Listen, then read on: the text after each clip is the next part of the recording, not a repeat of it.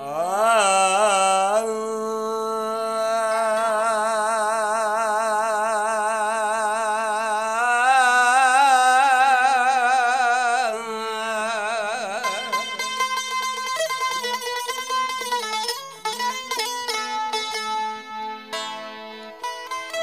जई जस जानी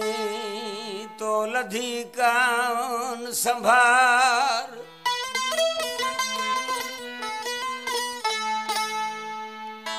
मुँह थे समझो मुँह वट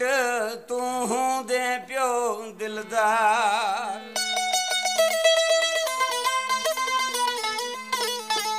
मैं गही यमन के रहंदो क़यामत ताईं प्यार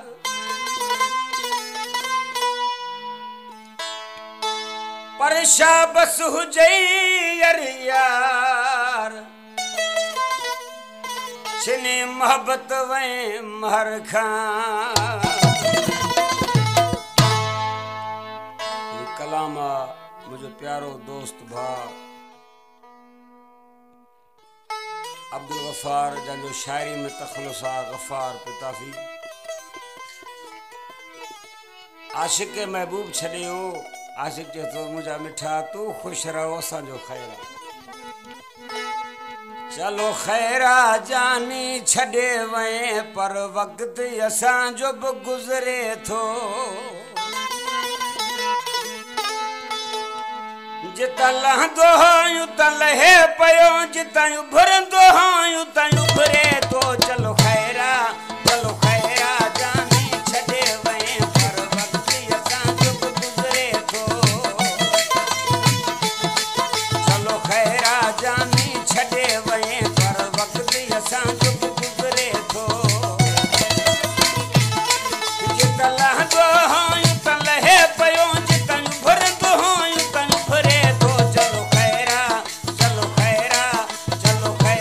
जानी छड़े वे पर वक्त असांजो भी गुजरे थो चलो खैरा जानी छड़े वे पर वक्त असांजो भी गुजरे थो। मज़ीद वीडियो लाइ असांजे NS प्रोडक्शन यूट्यूब चैनल के सब्सक्राइब करना। सिलेक्शन गाजी गुल मोहम्मद शेख, प्रोड्यूसर मीर नदीम अहमद शेख।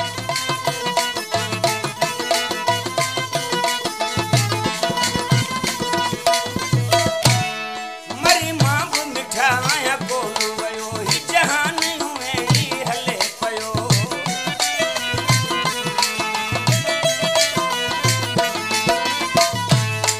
मरी मां भी मिठाया कोन वयो ही जहान में ही हले पयो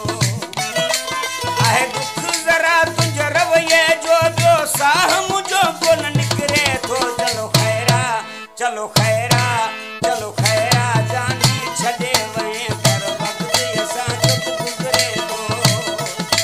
चलो खैरा जानी छड़े वे पर वक्त असांजो भी गुजरे थो।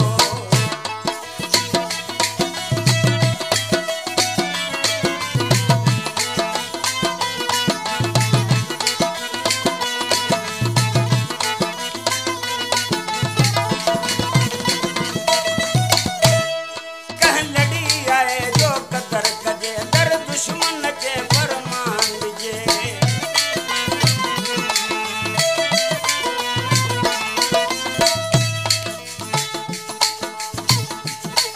कह लड़ी आए जो कदर कजे दर दुश्मन के